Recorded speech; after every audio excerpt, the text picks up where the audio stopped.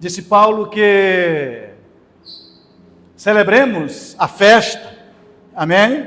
Porque Cristo é a nossa Páscoa, e hoje nós viemos aqui, e eu quero falar um pouco sobre isso. Apesar de sempre, a cada mês, no período da nossa comunhão, da ceia do Senhor, a gente sempre trata alguma coisa, mas esse é um dia muito específico e eu quero, então, meditar com meus irmãos.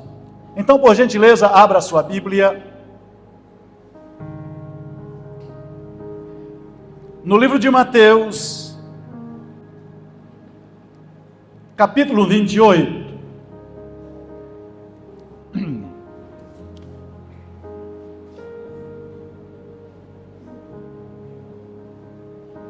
Amém? Acharam? Só crente bom de Bíblia. Diz assim: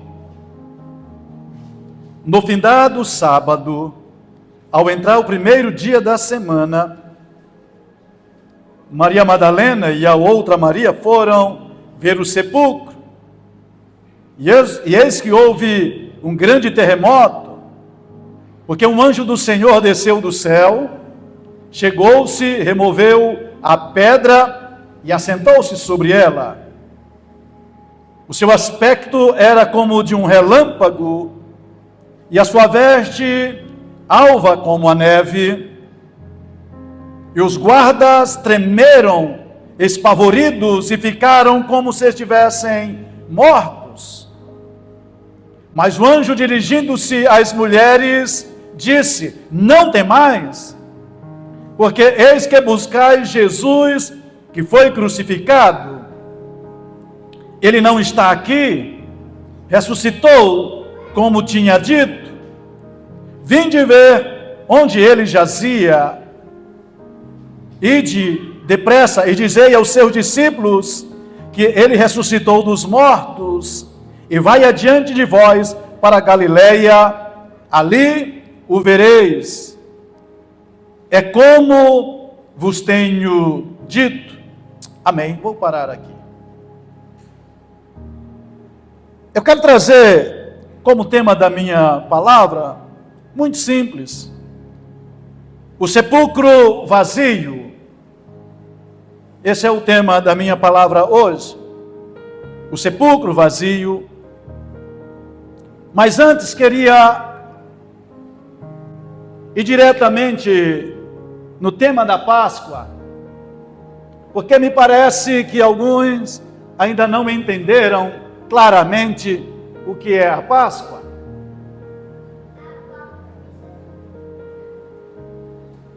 A Páscoa é Jesus, glória a Deus.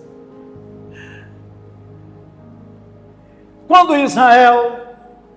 Deus quis tirar Israel com mão poderosa do Egito, depois de 430 anos,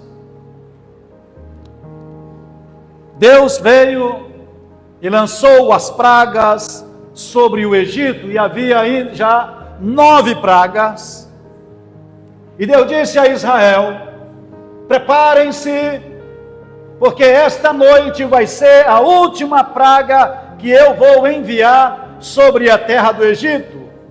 E assim como eles feriram o meu primogênito Israel, eu vou ferir todos os primogênitos da terra do Egito, desde o menor até o maior. Então vocês vão matar um cordeiro, e vocês vão pegar aquele cordeiro e comer rápido, comer com pães asmos, e o sangue do cordeiro vocês então vão passar nos umbrais da porta, porque esta noite eu vou enviar o anjo da destruição, e a porta que não estiver tingida com sangue, naquela casa o anjo do Senhor irá entrar e vai matar o primogênito daquela casa. Mas se esta casa estiver com sangue, essa casa será poupada, porque esta vai ser a última praga. Eu vou matar, mas ao mesmo tempo eu vou preservar o meu povo. E assim aconteceu. Então, a partir daí, todos os anos Israel comemorava a saída do seu povo da escravidão que passou tantos anos, da luta. Vocês lembram que ele disse que eles tinham que comer ervas amargas, lembrando da dor, do sofrimento que eles passaram no Egito? Bem, esta é a origem e é isto que os judeus fazem a cada ano. Bem, enquanto a Jesus, aliás, João, lembra de João o Batista? Acredito que João não tinha a ideia clara de quem era Jesus, ou tão profunda, mas ele olha para Jesus depois que batizou e diz: eis aí o Cordeiro de Deus, que tira o pecado do mundo. João estava profetizando, dizendo que Jesus Cristo ia fazer algo, não mais apenas por Israel, mas pelo mundo. A Páscoa cristã, baseada em Jesus, ela se expande, que vai para além de Israel, e a sua significância é muito maior, principalmente na questão espiritual, abrange todos os seres humanos. E na sexta-feira nós lembramos, Jesus foi crucificado como um cordeiro, derramou todo o seu sangue para que nós pudéssemos ter vida e vida em abundância. E eu quero voltar a um assunto que eu já citei aqui na igreja, mas que isso tem que ficar muito claro na mente de cada filho de Deus, é que Jesus é o modelo de como a gente deve andar com Deus. Os ensinamentos de Jesus são algo muito importante para a nossa caminhada cristã. Em tudo que Jesus fez, ele é o exemplo máximo. Amém? De homem perfeito e de como nós temos que andar com Deus. Mas o Evangelho não se baseia na vida de Jesus. Vou explicar de novo.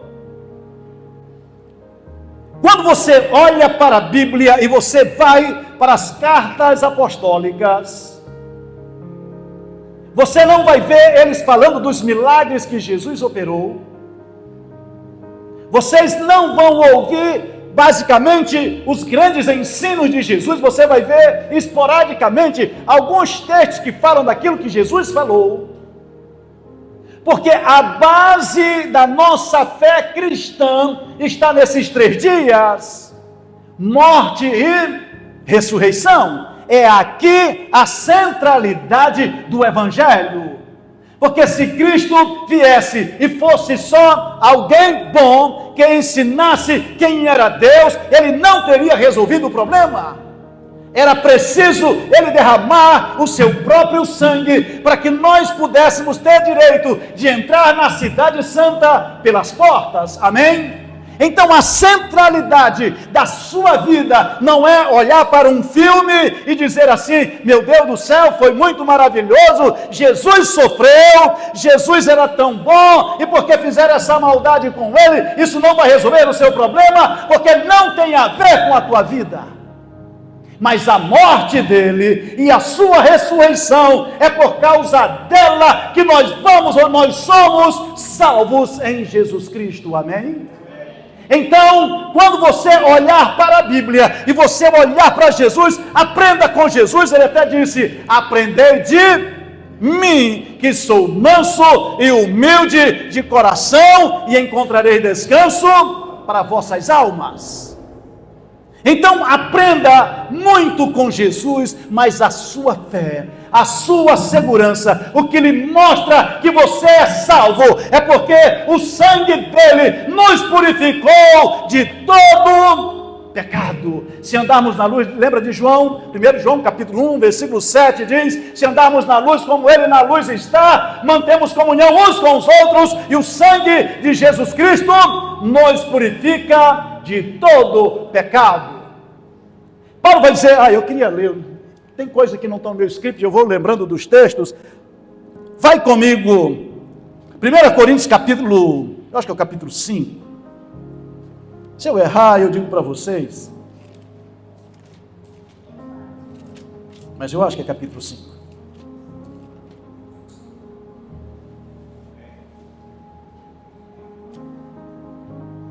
Versículo 7 diz assim: lançai fora o velho fermento, para que sejais nova massa, como sois de fato sem fermento, pois também Cristo, nosso Cordeiro Pascal, foi imolado. Por isso celebremos a festa, não com o velho fermento, nem com o fermento da maldade e da malícia, e sim com o asmo da sinceridade e da verdade. Ele está dizendo assim, olha, Cristo é o nosso cordeiro, enquanto para Israel, cada um deveria ter um cordeiro e matar para uma família grande, e se a família fosse pequena, um cordeiro era para 2, Jesus Cristo, o nosso cordeiro pascal, morreu para salvar todos os homens, substituindo qualquer sacrifício que alguém poderia ter feito antes. E ele diz, olha, deixa eu dizer uma coisa para vocês, é hora de celebrar, não com o fermento do pecado, não do fermento da lei, mas agora nós vamos celebrar aquele que não tem pecado e aquele que ele se torna a nossa Páscoa e o nosso Cordeiro Pascal. Amém?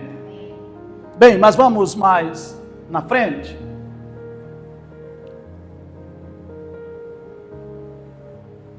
Jesus não ressuscitaria sem que primeiro morresse, não é verdade? Irmã Patrícia, enquanto eu estava estudando, eu me lembrei, quando a gente pensa assim, quais os grandes milagres que Jesus fez, dos maiores, nós vamos ver o quê? Ressuscitando Lázaro, 4 dias depois de morto, não é? Jesus andando sobre o mar, Jesus multiplicando 5 pães e 2 peixinhos, eu acho, né, para mais de 5.000 pessoas. Mas sabe a Bíblia de vocês? Na morte, o que foi que Jesus fez? Volte para o texto, a página que eu mandei vocês ler, Mateus capítulo 28, mas você vai para o capítulo 27.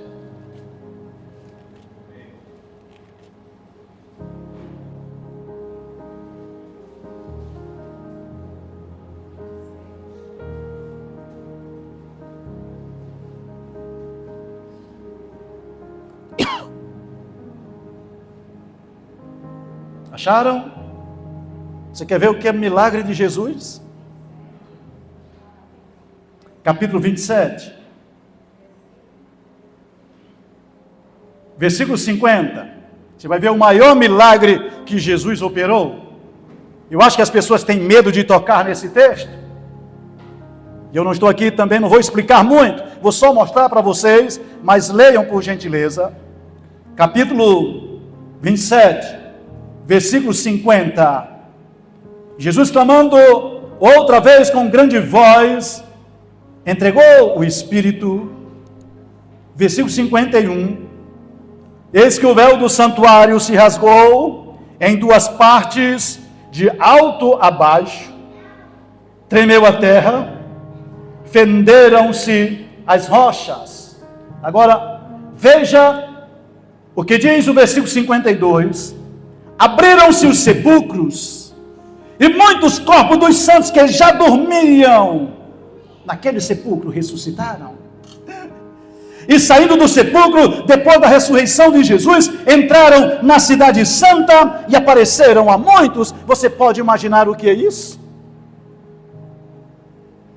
Na sua morte, os sepulcros se abriram, daqueles lá do sepulcro de Jerusalém, lá onde ele foi sepultado. E enquanto ele morre, os sepulcros se abrem, e quando ele ressuscita, o texto disse que muita gente daquela cidade ressuscitou e entrou na cidade, e muitas mulheres receberam seus maridos. Vocês podem imaginar isso? Homens que morreram uma semana, mas imagina se foi um ano, porque não diz quanto tempo eles tinham morrido. Imagina o poder da ressurreição de Jesus. Então ele ressuscitou muito mais gente do que aqueles 3 que ele ressuscitou. Lembra que ele ressuscitou a filha da filha de Jairo? Ressuscitou o rapaz que era o filho da filha da mulher de Naim, da viúva, e ressuscitou a Lázaro. Mas quando ele morre, a terra se fendeu, os montes balançaram, houve trevas, o sol escureceu, os sepulcros se abriram, e na sua ressurreição, ele não veio só. Jesus, quando sai do sepulcro, ele traz muita gente com ele também. Amém? Glória a Deus. Esse é o teu Jesus e o meu Jesus. Queria falar também que a morte de Jesus, ele traz algumas coisas. É na cruz que o seu sangue nos purifica de todo pecado. Amém? É na cruz que ele expôs publicamente Satanás e lançou ao desprezo eterno. Foi na cruz, sabe, eu até anotei aqui, eu vou só pontuar, porque eu tenho muitas coisas para falar. O véu do templo se rasgou. Vocês lembram? O templo de Jerusalém tinha um véu que passava do Santo dos Santos, e é interessante isto, Márcio, porque quando fizeram o templo e colocaram o véu, é porque tinha uma arca chamada Arca da Aliança que ficava atrás do véu, representando a presença de Deus, irmão Wilson.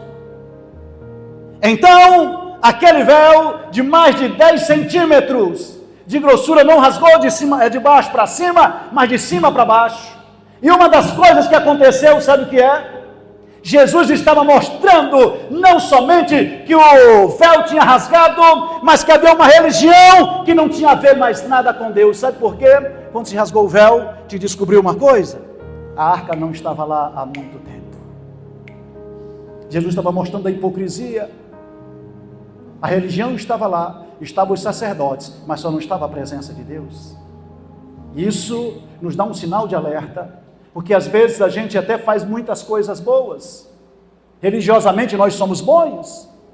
A grande questão é, Deus está nesse templo que Ele nos tornou, porque se Deus não estiver na sua vida, não importa quanto você faça, nada vai adiantar. Só adianta você estar em Deus e Deus em você. Amém? Porque se você não estiver, a sua religião não servirá para absolutamente nada. Mas ele também vai dizer em Efésios capítulo 2, que ele rasgou o templo, ou rasgou o véu, abolindo também a forma de lei de mandamento que separava gentil e judeu. E eles eram inimigos, mas por causa da cruz, ele fez a paz por meio do seu sangue na cruz. Então o véu tem essa atitude também de tirar a separação e fazer a paz entre judeu e gentil. Amém? Mas tenho mais algumas coisas. Ele nos comprou com seu sangue, expôs Satanás publicamente. Ele desceu às partes inferiores da terra, e aqui isso é importante e eu tenho que falar. Pensem comigo, Jesus morreu há 2000 anos atrás, correto? E mais uns dias, mais uns anos. A terra tem pelo menos, pelos registros bíblicos, 6.000 anos. Tudo bem? Jesus é amor, acompanhe o raciocínio. Jesus é amor e vai salvar todos os homens dele para frente. Desde quando ele morreu até o último homem que haverá de nascer. Mas a pergunta é, por que Deus seria tão misericordioso com aqueles depois de Jesus e sequer lembrasse daqueles que morreu antes? Já pensaram nisso? Pensa que Deus é bom contigo, mas o cara que nasceu no século I, antes dele nascer, e que não era judeu, e que não tinha aliança, não tinha as promessas, não tinha nada, o que haveria de acontecer com essa gente? Todos mortos e longe de Deus. Aí você pergunta assim, que justiça é essa? Quer dizer, para nós, ele abre um portão, ele abre o caminho, ele diz que eu sou a porta. Amém? Mas e os outros? E se você tivesse na categoria daqueles que vieram antes, o que aconteceria com você? Estaria para sempre perdido? Já tinham pensado nisso? Porque nós estamos pensando, glória a Deus, Jesus morreu, Jesus é a nossa Páscoa, está tudo certo, nós temos esperança. E os que vieram antes dele. Capítulo 4 de Efésios, mas eu não vou nem ler ele. Vamos para 1 Pedro.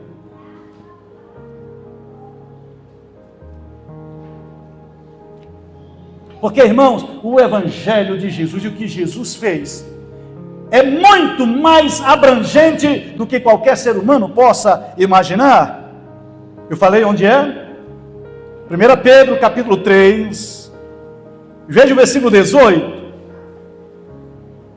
Enquanto vocês abrem, eu tomo uma água.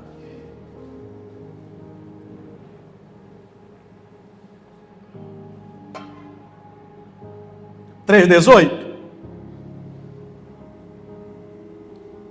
Pois também Cristo morreu uma única vez pelos pecados, o justo pelos injustos, para conduzi-los a Deus, morto sim na carne, mas vivificado no Espírito, no qual também, ouça em nome de Jesus, foi e pregou aos espíritos em prisões, os quais, noutro tempo, foram desobedientes quanto à longanimidade de Deus, aguardava nos dias de Noé, enquanto se preparava a arca, na qual poucos, a saber, 8 pessoas, foram salvas através da água. Eu vou parar aqui. Presta atenção. Ele diz que quando Jesus morreu, ele desceu às partes inferiores da terra. Aí eu digo depois, para mim não estar lendo, porque eu não estudo bíblico, mas depois você vai ler Efésios capítulo 4, e você vai verificar a partir do versículo, eu acho que é o versículo 11, né? Lá de Efésios, que ele diz que ele desceu às partes inferiores da terra e pegou o cativo, o cativeiro. Ele dizia, aquele que subiu é também aquele mesmo que desceu, e quando ele subiu, deu dons aos homens, mas também pegou o cativeiro, aqueles que estavam cativos em prisões eternas, ele pegou de lá e trouxe de volta. Eu penso, Eliel, e é só um pensamento, que quando ele chegou no inferno, vocês lembram que Apocalipse vai dizer que ele tomou a chave da morte e do inferno? Lembram disso? E ele pega aquelas pessoas que estavam inclusive antes do dilúvio, que foram desobedientes à sua palavra. Imagina quantas pessoas estavam ali, e ele vai, e quando ele morre, todo mundo pensa que tinha acabado. Ele estava começando uma obra que somente ele poderia fazer. Escutem, enquanto ele estava aqui na terra, ele podia curar os enfermos, expulsar demônios, sabe, ressuscitar mortos. Agora, ir ao inferno, somente ele, depois da sua morte, e ele vai lá e prega a esses espíritos, e essas pessoas saem de lá. Amém? E eu desconfio que não ficou ninguém, era isso que eu queria dizer para vocês. A menos que o sujeito seja mais maluco do que poderia imaginar. Imagina o sujeito no inferno sofrendo durante muito tempo, e agora resplandece uma luz, e agora mostra que ele tem autoridade sobre a morte, e sobre o inferno, e sobre o diabo. Lembra que ele, quando lá em Gênesis capítulo 3, versículo 15, que quando Deus estava dando a sentença à serpente, ele disse: porém inimizade entre ti e a mulher, entre o seu descendente e a tua descendência, tu lhe ferirás o calcanhar, e ele lhe ferirá a cabeça. E ele desce ao inferno, também fere a cabeça de Satanás. Isso quer dizer autoridade. Ele tira a autoridade de Satanás e prega aos espíritos em prisões, e vem com ele. Inclusive o texto que nós lemos disse que muita gente entrou na cidade santa depois da ressurreição. Você pode imaginar que o amor de Jesus não é dele para cá. O amor dele atinge gente que jamais poderia ter um escape, a menos que Jesus fosse lá. Eu penso assim, ele sofreu aqui, despiu-se da sua glória e não teve medo de ir às partes inferiores da terra por causa de um ser humano. E eu quero que você pense nisso. Quando Paulo disse assim: olha, se ele não poupou o seu próprio filho em resgate de nós, o que mais ele não pode fazer? Se ele foi capaz de ir nos lugares, ou no lugar que jamais alguém poderia imaginar que fosse, e ele foi lá para resgatar aquelas vidas, você pode imaginar o que ele pode fazer na sua vida? A Páscoa, ela é muito mais profunda do que uma celebração. A Páscoa mostra que o nosso Senhor não teve medo de se entregar. Aliás, ninguém matou, ele disse: eu mesmo dou a minha vida, eu dou e a tomo de volta. Amém? Meu Deus do céu, isso aqui deveria ser um estudo bíblico, mas eu espero que vocês estejam pegando. Ele também nos abriu o caminho do trono. Abra Hebreus capítulo 10, é bem pertinho.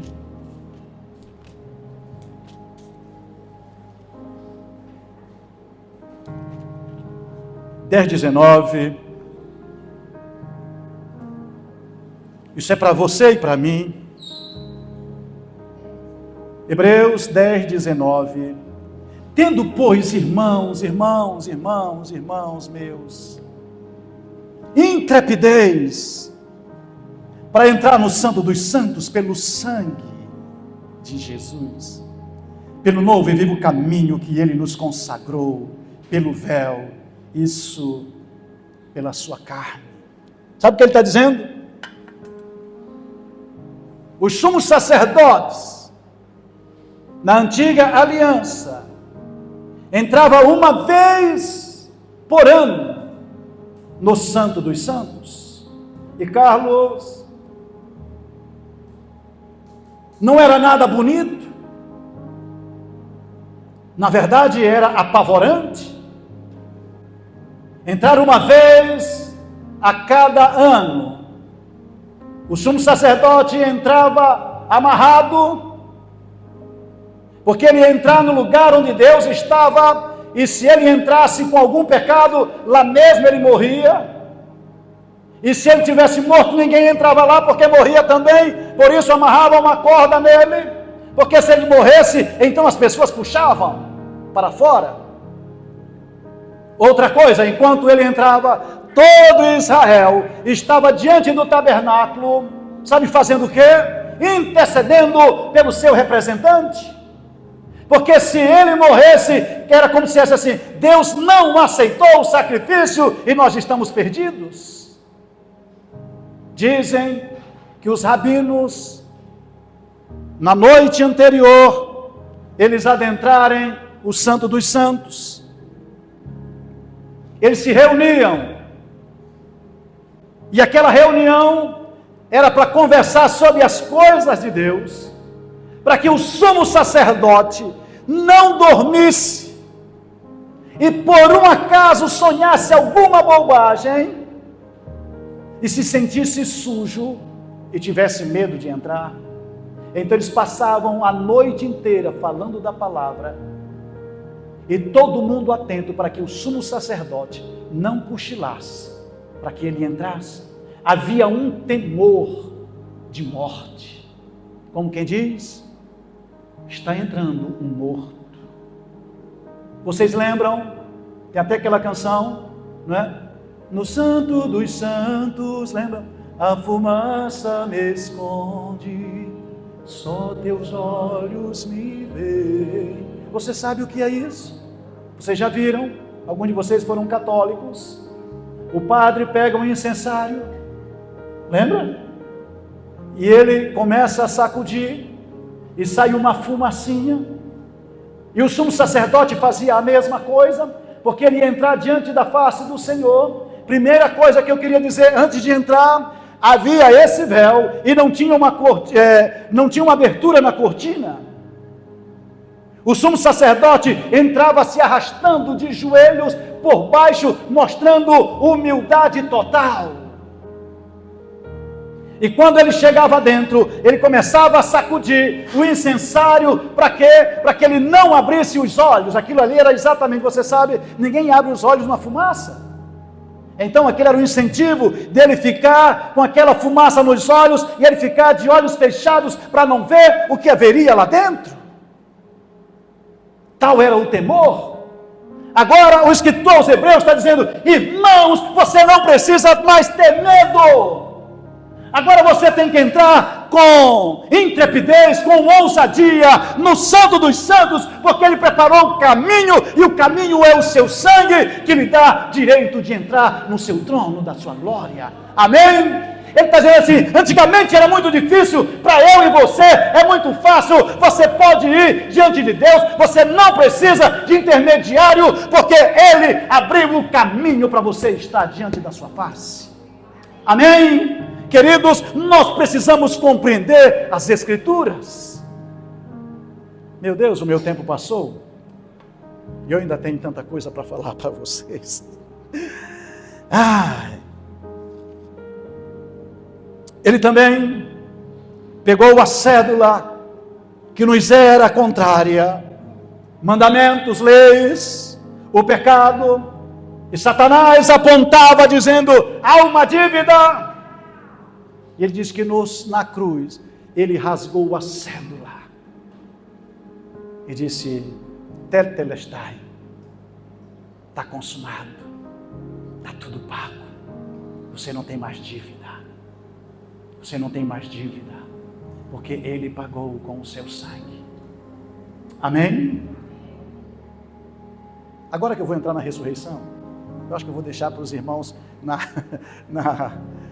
peça, que eu estou falando só da morte, já perceberam?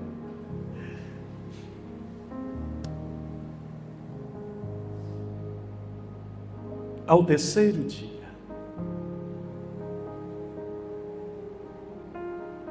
os soldados sabiam, os líderes sabiam que havia uma história de que ele ia ressuscitar. Então mandaram colocar uma escolta de soldados para que eles pudessem estar vigilantes, para que alguém dissesse assim: não, ele ressuscitou. Disse: não, nós estávamos aqui presentes, isso é mentira, ele não ressuscitou. Então coloca-se uma escolta, porque nós vamos desmascarar esse Jesus, porque ele não ressuscitou. E aqui eu tenho uma palavra. Às vezes você pensa assim: meu Deus, todas as portas estão fechadas. Parece que o diabo botou assim no caminho coisas que parece que é cada vez pior. O que você não sabe é que Deus quer revelar aos incrédulos aquilo que Ele é capaz de fazer na tua vida. Amém? Não se assuste quando as portas estiverem fechadas e você tiver uma palavra de Deus. A palavra de Deus prevalece sobre qualquer coisa que possa acontecer na sua vida. Eles fizeram para dizer assim: Ele não vai ressuscitar. Deus estava sorrindo, dizendo assim: eu vou zombar deles. Eles vão ver o que eu sou capaz de fazer. E no domingo de manhã, enquanto eles estão lá, apareceram 2 anjos do céu. E quando eles olharam o refulgor da glória daqueles anjos, eles caíram como mortos, conforme eu li no texto. E eles revolveram a pedra. E Jesus Cristo saiu de lá vitorioso. Na cruz ele venceu o pecado. Na ressurreição ele venceu a morte. Na cruz ele se humilhou. Lembra de Filipenses capítulo 2, tendo em vós o mesmo sentimento que houve em Cristo Jesus, que sendo Deus não usurpou ser igual a Deus, antes esvaziou-se de si mesmo, tornando-se em forma de servo, né? E ele foi humilhado até morte, e morte de cruz, pelo qual Deus exaltou sobremaneira, que ao nome dele se dobre todo o joelho e toda língua confesse que ele é Senhor, para a glória de Deus Pai. Ele esvaziou-se, mas na ressurreição, quando ele ressuscitou, sabe o que ele disse? Eis que foi-me dado todo o poder nos céus e na terra. Ele se tornou o primogênito de toda a criação. A ressurreição de Jesus é tão impressionante. Eu não tenho mais tempo para ler, mas eu quero que vocês leiam então 1 Coríntios capítulo 15 todo. Quando você chegar em casa, não precisa ler agora, até porque ele é grande. 1 Coríntios capítulo 15, e você vai ver, Paulo chega a dizer assim: olha, se Cristo não ressuscitou, é vã a nossa pregação. Ou seja, ele não tinha vencido tudo que ele disse que ia vencer. Ele foi até a metade, e eu quero dizer que o sacrifício de Jesus não foi por metade, mas foi obra perfeita de Deus para resgate de todos os seres humanos. Amém? E aí nos dá direito de entrar na cidade santa pelas portas. Como disse, meu tempo, eu vou deixar as outras coisas para uma próxima, mas abra, eu não posso deixar de ler Apocalipse capítulo 1. Primeiro, você não pode deixar de ler esse texto e não se apaixonar por Jesus.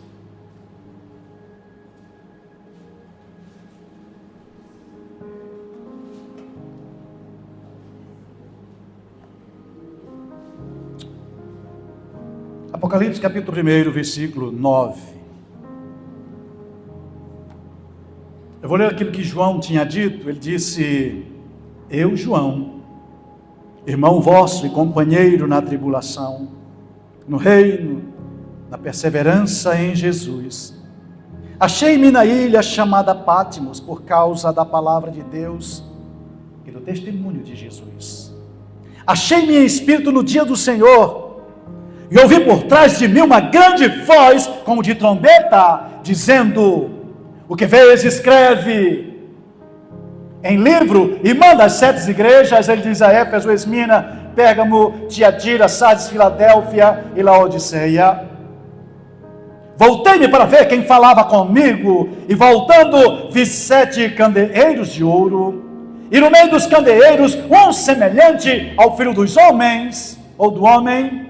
Ele está se referindo lá ao livro de Daniel, tá, o capítulo 7, ele vai falar do filho do homem, com vestes talares, e cingido à altura do peito, com uma cinta de ouro, e na cabeça e cabelos eram brancos como a alva-lã, como neves, os olhos como chama de fogo, os seus pés semelhante ao bronze polido, como que é refinado numa fornalha, a voz como voz de muitas águas.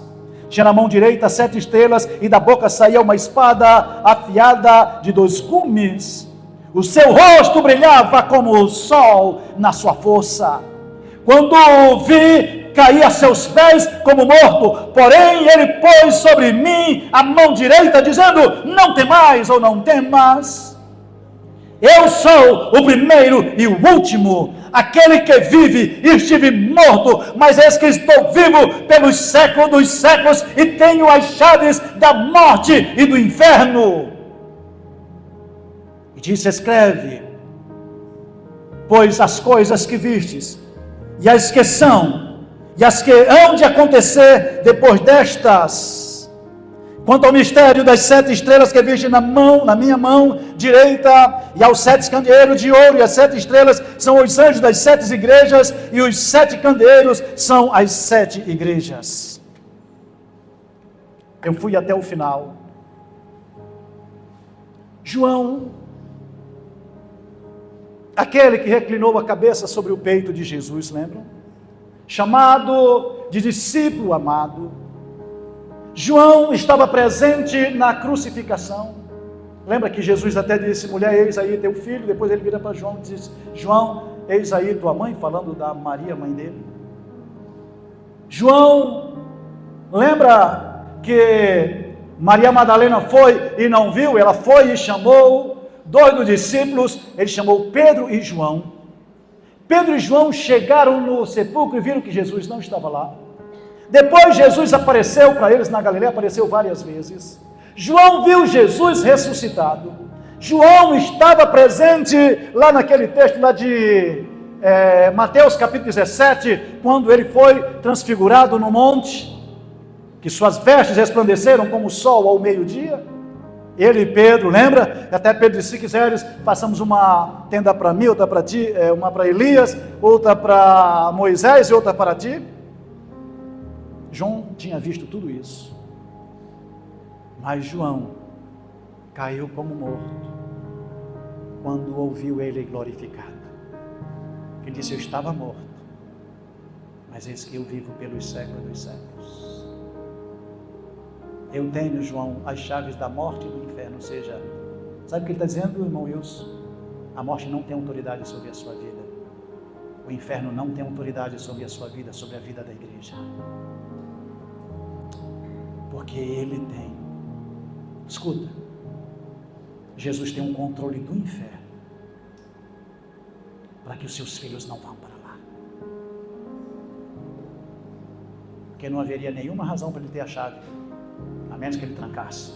E a porta que ele tranca, ninguém abre. E a porta que ele abre, ninguém fecha.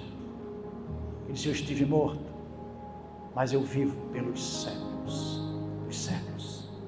João disse que ouviu a sua voz como voz de muitas águas. Da sua espada saía como a sua boca saía como uma espada afiada. Seus pés eram como um latão reluzente. Seus olhos como chama de fogo. Ele está dizendo assim: ei, eu não fiquei na morte. Eu vou findar para dizer: Jesus é vitorioso. Ele venceu para que nós tivéssemos vida e vida em abundância. Ele é a nossa Páscoa. Por isso podemos descansar nele. Jesus deva ser a nossa alegria diária. Quando eu vejo crentes que cansaram da jornada, eu digo: porque eles estão desconectados. Porque um crente que entende isso, irmãos, cada vez mais, como disse o irmão João, até chora. A gente fica querendo mais, aprender mais, viver mais, porque ele morreu para nos dar vida. É vida em abundância. Ele ressuscitou para dizer que não há poder em lugar nenhum deste universo capaz de pará-lo. Eu dizia a você: não há cadeia que Jesus não possa quebrar. Não há abismo tão profundo que seu amor não seja maior. Lembra que ele foi às partes inferiores da terra? Pense num abismo profundo. Às vezes as pessoas se sentem e dizem assim: meu Deus, eu estou num abismo que não tem jeito. Jesus está dizendo: ainda que esteja morto. Lembra que ele disse para Marta: se tu creres, ainda que você esteja morto, você viverá. Eu espero que esta noite eu tenha dado um pouco mais de entendimento aos meus irmãos, para experimentarmos a viver uma vida profunda em Deus. Nós não temos uma religião, nós temos a vida de Deus aqui dentro. Nós amamos porque Ele nos amou primeiro. Nós somos capazes, aliás, Paulo vai dizer lá em Romanos capítulo 8, que por causa deles nós somos entregues à morte todos os dias. Nós não temos medo de morrer por causa dele, porque Ele nos amou primeiro. Amém?